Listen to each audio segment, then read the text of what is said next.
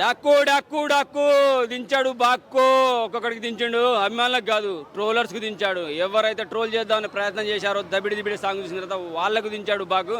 మస్తు అంటే మస్తు ఉంది. డాకులకు డాకు, మంచి వాళ్ళకు మహారాజు బాలయ్య బాబు.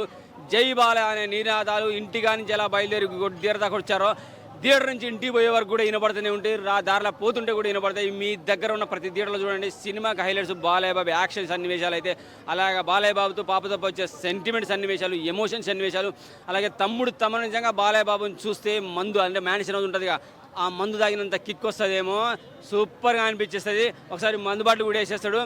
నాకు కిక్ ఎక్కనికి మ్యాన్షన్ హౌస్ కొట్టాను, అడవిని మంట పెట్టడానికి నిప్పు పెట్టానని చెప్పే డైలాగులు అంటే సూపర్గా ఉంటాయి అనమాట.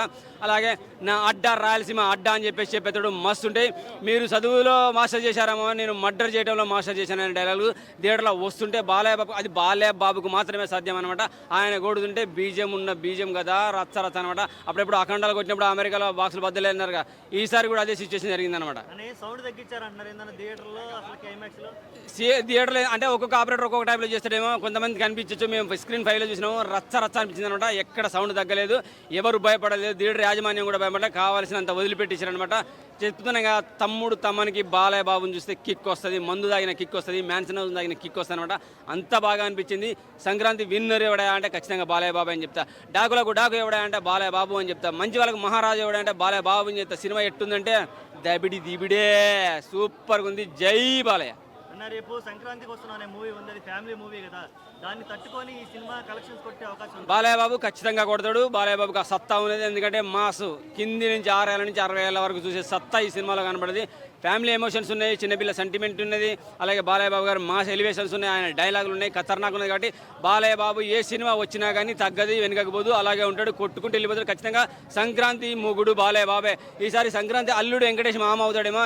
వెంకి మామ కాదు, వెంకి బాలాగా వస్తున్నాడు. కాబట్టి వెంకి బా సంక్రాంతి అల్లుడే ఛాన్స్ ఉంది. కానీ సంక్రాంతి మొగుడు బాలయ్య బాబే. బాక్సాఫీస్ విన్నరు బాలయ్య బాబే.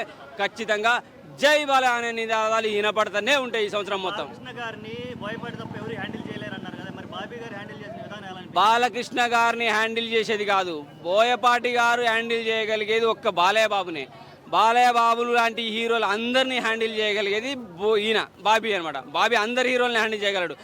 బోయపాటి అందరితో చేశాడు, కానీ బాలయ్య బాబుతో సక్సెస్ కొట్టాడు. సో వాళ్ళిద్దరు కాంబినేషన్ ఇద్దరికే సెట్ అవుతుంది అనమాట. కానీ బాబీ ఎవరితో తీసినా సక్సెస్ అవుతాయి, 99% సక్సెస్ అవుతాయి. ఎక్కడో ఒకటి పోవచ్చు, కానీ బాలయ్య బాబు, బోయపాటి, బాబీ డియోల్, అలాగే బాబీ కొల్లి, ఈ నలుగురు బీబీ కలిసి ఒకసారి ఇంకో సినిమా రావాలని కోరుకుంటున్నా.